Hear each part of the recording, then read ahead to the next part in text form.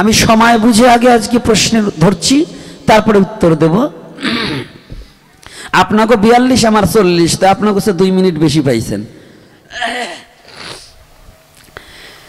মানুষকে প্রভু বলা যায় না কেন? মানুষ যদি প্রভু হয় তাকে প্রভু বলা যায়, কিন্তু মানুষ তো প্রভু হয় না। মানুষের মধ্যে আর একজন মানুষ আছে, সেই মানুষ, এই মানুষটাকে যিনি পরিচালনা করে তাকে প্রভু বলা যায়। কিন্তু আজকাল তো আমাদের কথাকথিত সবাই প্রভু, এরকম হয় না?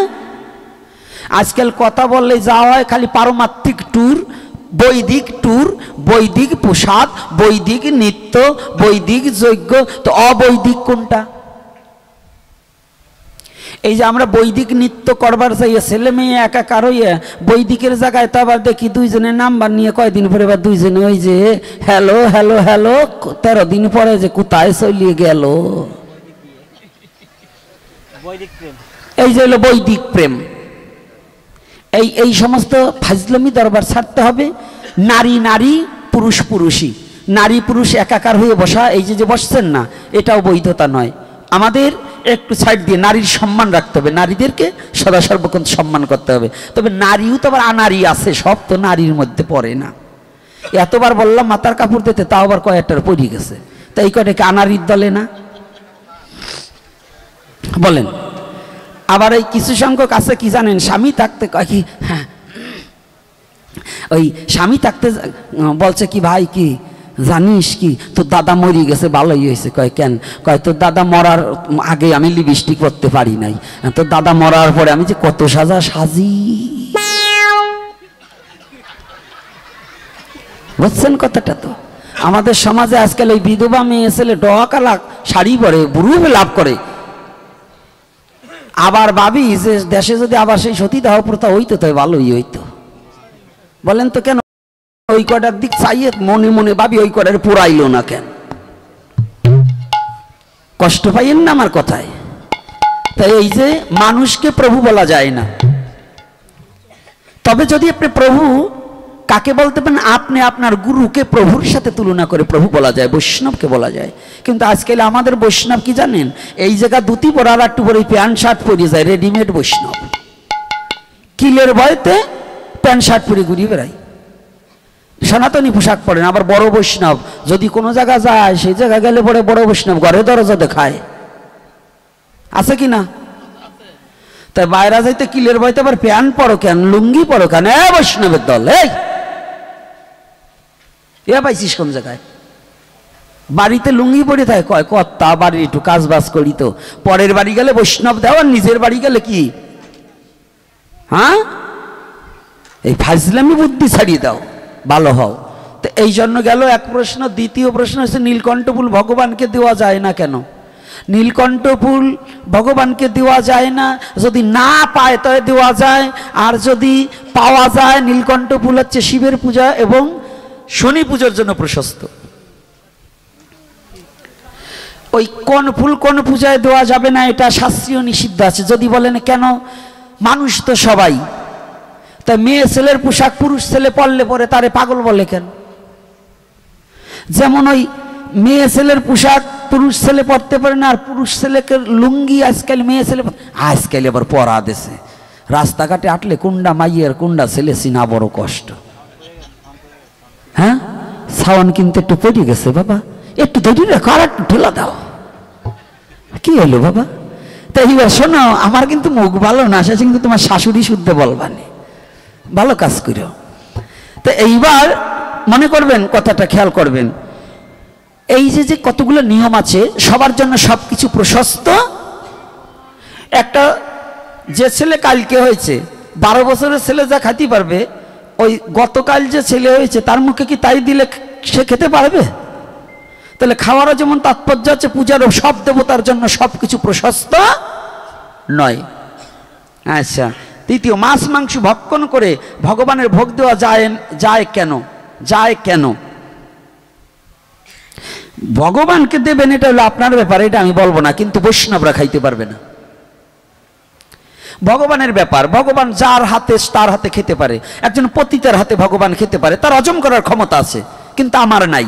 যদি কোনো সাধুগুরু বৈষ্ণবের সেবা দিতে হয় ওই প্রসাদ করে, তবে মাছ মাংস খাওয়া লোকের ভোগে দেওয়ার অধিকার হয় না, হয় না। রাগ করবেন না, আপনি দেবেন, ভগবানের সেবা দেন, এটা কিন্তু কোনো ব্যাপার না। কারণ ভগবানকে ওই ঋষি মুষি যে যা দেখ তাতে ভগবান গ্রহণ করতে পারে, কারণ তিনি তো ভগবান।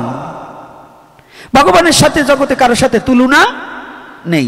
কিন্তু যারা একজন প্রসাদ বুঝি লোক, আপনার বাড়ি, আপনি মাছ মাংস খাওয়া লোক ভোগ দেবেন, আপনার হাতে খাবে না, এইটা বৈধ নয়।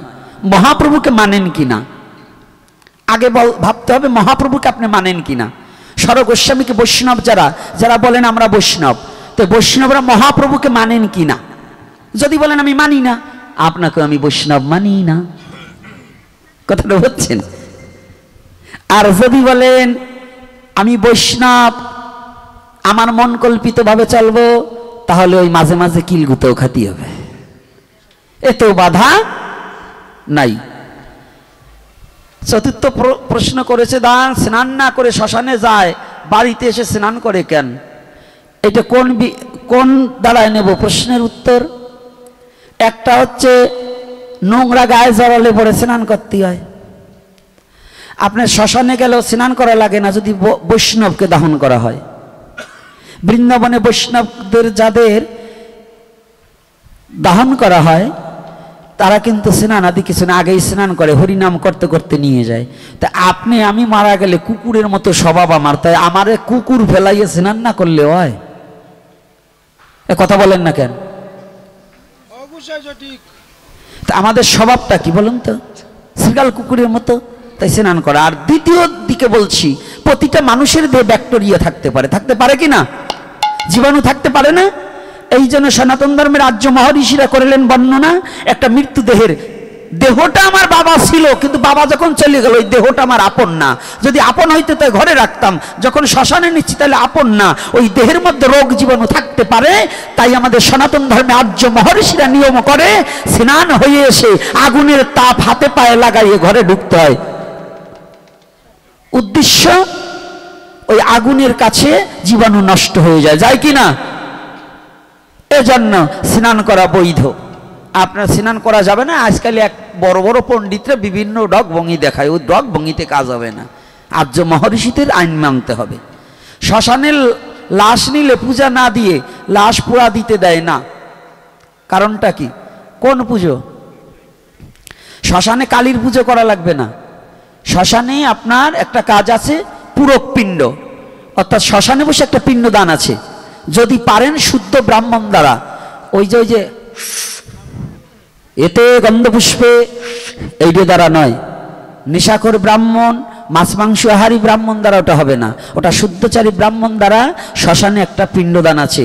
কালী পুজো শিব পুজো করা লাগে না, ওই পিণ্ডদান করে সব দাহ করা বৈধ। বুঝতে পারছি? রাধে রাধে।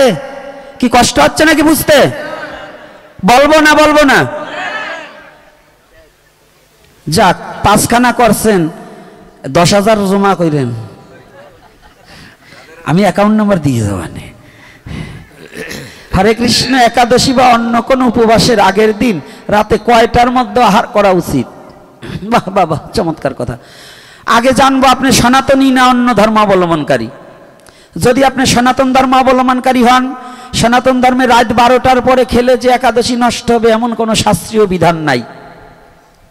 কারণ সনাতন ধর্মের দিন ধরা হয় সূর্য উদিত হওয়ার 1 ঘন্টা 36 মিনিট আগে, আগের দিন। কথাটা বোঝা গেছে? সনাতনী পঞ্জিকার নিয়ম হচ্ছে সূর্য উদিত হওয়ার 1 ঘন্টা 36 মিনিট আগে, আগের দিন। যদি রাত 3টায় মারা যায়, আজকে কি বার? বৃহস্পতিবার না? আজকে রাত 3টায় মারা গেলে কয়দিন ধরবেন? শুক্রবারে দাহন করলেন, মরার কয়দিন ধরবেন? কেন 2 দিন হবে কেন? রাত 12টার পরে তো ওই দিন, তাই 2 দিন হবে কেন? তাহলে পঞ্জিকার সিদ্ধান্ত মোতাবেক পঞ্জিকায় 2টো দিক, একটা সৌর একটা দিক। তাই সৌর সিদ্ধান্ত এবং দিক সিদ্ধান্ত যেটাই বলেন, আমাদের রাত 12টার পরে অন্য দিন হয় এটা নয়। এইটা হয়েছে কোথা থেকে? প্রাচ্য দেশের খ্রিস্টাব্দ থেকে। খ্রিস্টান যারা তাহারা রাত 12টার পরে অন্য দিন হিসাব করে।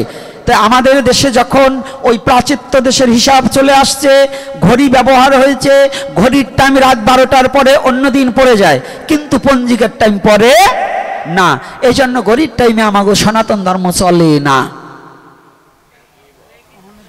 কি কষ্ট পাচ্ছেন নাকি? আচ্ছা, গেল আপনার প্রশ্নের উত্তর। প্রথম প্রশ্ন, এই কাগজের সকল বর্ণের জন্য শ্রাদ্ধ কত দিনে? বললেও আপনারা মানবেন না, অযথা আমাকে বকাবকি করাই লাভ নাই। আপনারা আজকাল বেশি পণ্ডিত, আপনাকে বললে কোনো লাভ নাই। আপনার কাছে বলার কলা গাছের কাছে শোয়া এক সমান কথা। যদি বলেন কেন, আজকাল শিক্ষিত হয়েছেন, জ্ঞানী হয়নি কম, জ্ঞানী খুব কম, শিক্ষিত বেশি। শিক্ষার আলো ঢুকেছে সনাতন ধর্মে, কিন্তু জ্ঞানী হয়নি। জ্ঞানের পরিধি দিয়া শাস্ত্র মাপে না। যদি বলেন কেন, আপনাদের কাছে প্রশ্নের উত্তর দেব, পরে আগে জিজ্ঞাসা হবে। আপনাদের যারা 4 ভাই, আপনার বাবা মারা গেলে 4 জন কি 4 রকম শ্রাদ্ধ করেন না এক রকম করেন? এই পিছনের তো বলেন কয় রকম? একরকম। সত্যি তো? বুঝছেন? আবার চাপে পড়ে তো আবার 4 পদের করেন না। আচ্ছা, একরকম, তাই না? আচ্ছা, এখানে যারা শিক্ষিত লোক আছেন, আপনাদের কাছে প্রশ্ন, সনাতন ধর্মের ব্রাহ্মণদের আদি পিতার নাম কি? ব্রাহ্মণ বর্ণের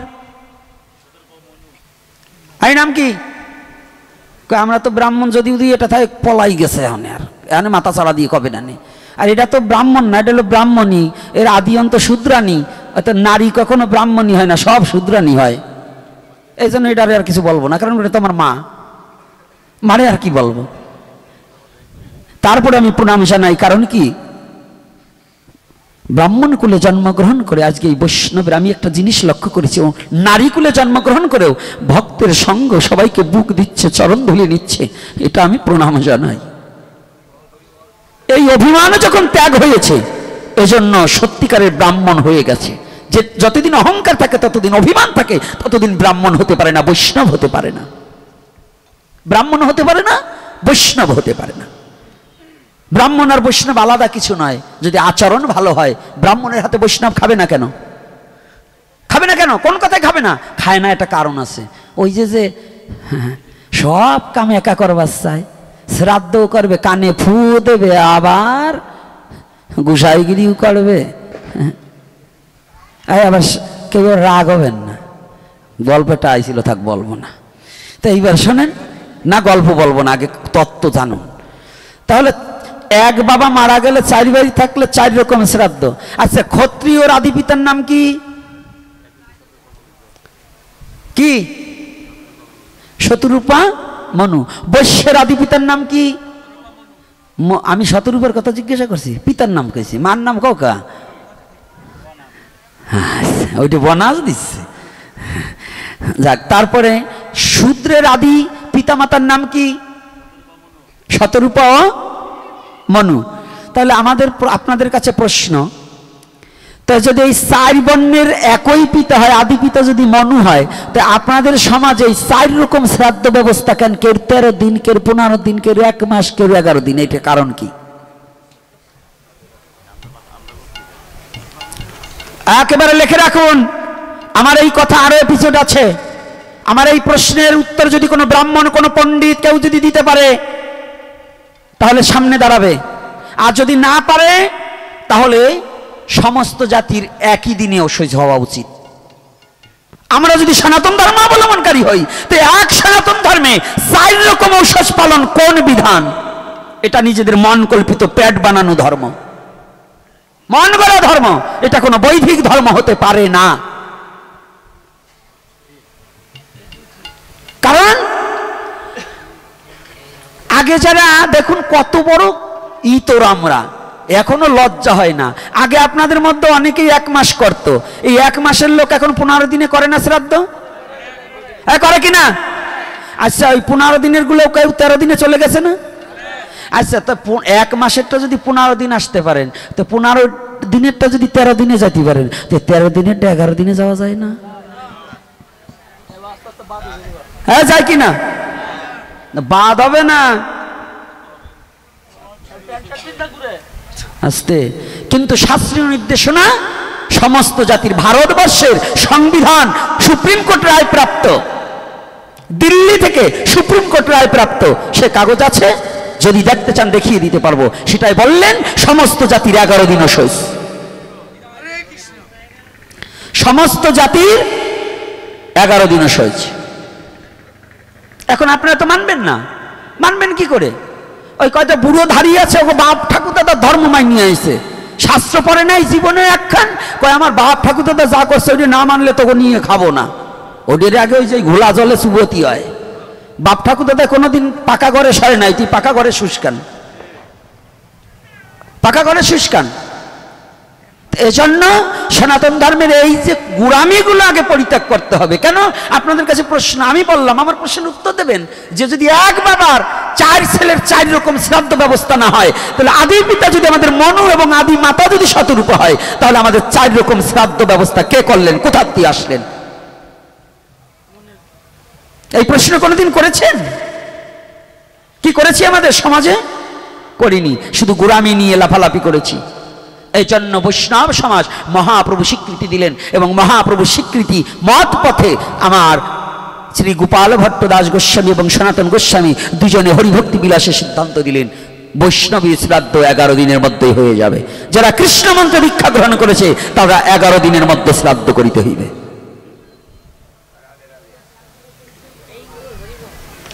দ্বিতীয় প্রশ্ন করেছে, দান পৈতা নিয়ে কে শ্রাদ্ধ কমানো যায় কিনা? পৈতা নিলেই কমবে, আর পৈতা না নিলে কমবে না। পৈতা নিলে কি ব্রাহ্মণ হয় নাকি? এই চাতুর্বর্ণাং মায়া শ্রেষ্ঠং গুণকর্ম বিভাগসু, পৈতা নিলে জন্মিবা মাত্র মানুষ শূদ্র, উপনয়নার্থে দ্বিজ, বেদ পাঠইতে বিপ্র, ব্রহ্ম জানাইতে ব্রাহ্মণ। পৈতা নিলে ব্রাহ্মণ হয় না, দ্বিজ হয়। দ্বিজ মানে পাখিকেও দ্বিজ বলা হয়। যারা শিক্ষিত ভদ্রলোক আছেন, 2 বার যার জন্ম হয় তাকে দ্বিজ বলা হয়। তো মানুষের 2 বার জন্ম, একটা হচ্ছে পিতৃমস্তক থেকে মাতৃগর্ভে এসে দেহ ধারণ করে পৃথিবীতে আসা, এটা এক জন্ম হয়। আর একটা জন্ম গুরু কৃপায় দীক্ষা প্রাপ্তি হলেও দ্বিজ বলা হয়, ওটাকেও দ্বিজনম বলা হয়। তাহলে মানুষও দ্বিজ, তাই দ্বিজত্ব গ্রহণ করতে হলে উপনয়ন। উপনয়ন সমস্ত জাতির আছে 10বিধ সংস্কার। 10বিধ সংস্কারের মধ্যে উপনয়ন একটা সংস্কার। নাপি ধূপা ঋষি মুষি যাইলে বর্মন বলেন, আর যাইলে বলেন আর মালো বলেন, সবারই উপনয়ন আছে। এখন উপনয়ন নিলে যে কর্ম করতে হবে এইটা করি না বিধায় আমরা উপনয়ন নিতে যাই না। আমি কিন্তু চালু করেছি, বাংলাদেশের মধ্যে সমস্ত জাতিকে উপনয়ন করা হয় বছরে আমার মন্দিরে একবার।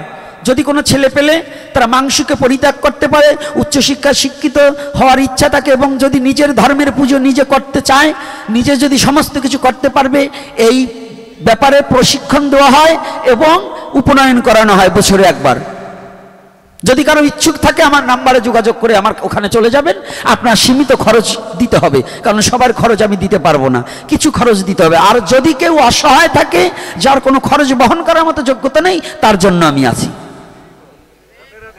তার জন্য আমি আছি। যদি যুব সমাজের কারো উপনয়ন নিয়ে ভগবত ভজন করার ইচ্ছা জাগে, আমি তাদেরকে অভয়বাণী দান করছি, যদি কেউ পারে আমাকে ফিরাবে, কোনো আপত্তি নেই। 10বিধ সংস্কার সমস্ত জাতির জন্য। ভগবান শুধু কোনো এক জাতির জন্য না, ভগবান যাকে সৃষ্টি করছে ভগবান সবার জন্য। ভগবান যদি এক জাতির জন্য হতো, হরিদাস নিম্নকুলে জন্ম হয়ে মহাপ্রভুর চরণে পেত না। তাহলে ভগবান সবার। ব্রাহ্মণ ছাড়া পূজা শুদ্ধ হবে না এমন কোনো কথা নয়। তৃতীয় প্রশ্ন করেছে, আমি একজন বৈশ্য, পূজা পার্বণ আদিতেও অন্যান্য অনুষ্ঠানে আমি ব্রাহ্মণের মতো করতে পারবো কিনা? ব্রাহ্মণের মতো করবার যাবেন কি? আপনার মতো করে আপনি করবেন। ব্রাহ্মণ হওয়া চারটেখানি কথা নাকি? আপনার যদি আচরণ ভালো হয়, যদি খালি ব্রাহ্মণের দোষ দেন, নিজেকেও দোষ একটু নেওয়া যায় না? আচরণ পালছি আমরা। পুষ্যাপ কোন বাক্যে দিনে করতে হয়, কোন মুখে রাত্রে করতে হয় এইটা জানি, কোন দিকে পুষ্যাপ করতে হয় এইটাই তো আমরা অনেকে জানি না। তাই যদি এইটা না জানি, তাহলে আজুরে শুধু ব্রাহ্মণের দোষ দেন, কাকে? আচরণ ভালো করতে হবে, নৈতিক চরিত্র পরিবর্তন ঘটাতে হবে, আচরণশীল হতে হবে। আপনি পারবেন না মানে? ভগবান কোন শাস্ত্রে লেখছে যে ওই অন্য জাতি আমার পুজো করতে পারবে না? এই শাস্ত্রখান আমার একটু দেখাইতে পারেন? যে ভগবানের পুজো অমুক জাতি করতে পারবে না, এই শাস্ত্র খান কোন খান? এই কিছু চোরের দল বিভিন্ন জায়গা প্রচার করে বেড়াচ্ছে, ব্রাহ্মণ ছাড়া মন্দিরে পূজারি হতে পারবে না। এটা হলো গুতো খাওয়া শাস্ত্র। কথাটা বোঝেন নাই? ব্রাহ্মণ ছাড়া ভগবানের পুজো হবে না। ভগবান তোর বাবার কিনা নাকি? ভগবান সার্বজনীন ভগবান। চেয়ারম্যান যেমন মন্ত্রী, প্রধানমন্ত্রীকে যে ভোট দিয়েছে তারও প্রধানমন্ত্রী, যে ভোট না দিয়েছে তারও প্রধানমন্ত্রী, তাই না? প্রধানমন্ত্রী এই রাজ্যের শাসন করতেছে না? এই রাজ্যটা বাংলাদেশটাকে প্রধানমন্ত্রী যেমন হাতে শক্ত হাতে সবাইকে শাসন করে, সবাইকে ভালোবাসা দিয়ে যেমন রাজ্যটা শাসন করে রাখছেন, তদ্রূপ ভগবান হচ্ছে সার্বজনীন ভগবান, কারো ব্যক্তিগত নয়। ভগবানের পুজো সবাই করতে পারে, নিচু আর উঁচু নাই। মানুষ মনুষ্যকুলে জন্মগ্রহণ করে সবাই ভগবত ভজনের অধিকারী আছে, যদি শুদ্ধাচারী হয়। তার আচরণ পরিবর্তন করলে মনুষ্যকুলে যারই জন্ম হয়েছে সেই ভগবত প্রেম অনুশীলন হলে পরে ভগবানের সেবা সেই করতে পারবে, এতে কোনো নিষেধ নেই। কি কষ্ট পাচ্ছেন নাকি আপনারা? মানবেন তো? কারা কারা মানবেন এই কথাগুলো একটু হাত তুলুন তো। রাধে রাধে। মিথ্যা কথা, এর 3 ভাগের 2 ভাগই মানে না। ওই যে সুমনের বাবা মারা গেছে, পারলে ওইটারে 11 দিনে শ্রাদ্ধ করবেন, তাইলে বুঝবেন যে আপনারা মানছেন। হাত তো তোলেন কিন্তু কাজে তো করবেন না। যদি কোনো ব্রাহ্মণ আপনাদের করতে অসমর্থ, অমত স্বীকার করে, আপনারা আমাকে খোঁজ দেবেন, ব্রাহ্মণ পাঠাই দেবো, যাতায়াত বাড়া দেবেন, আপত্তি নাই। কি কথার কি মিথ্যা বলছি নাকি? এত ভয় পান কেন?